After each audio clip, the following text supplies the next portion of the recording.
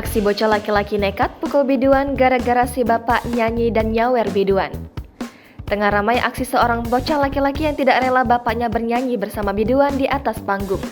Hal itu diketahui dalam unggahan Instagram @terangmedia pada Senin 29 Agustus 2022.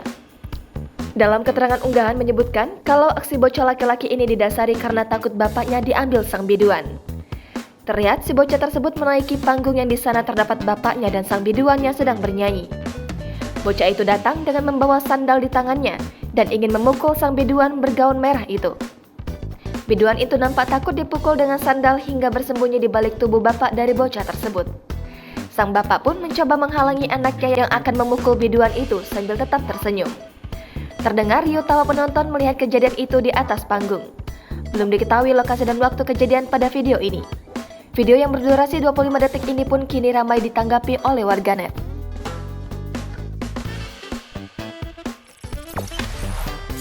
Jangan lupa subscribe, share, komen, dan like ya!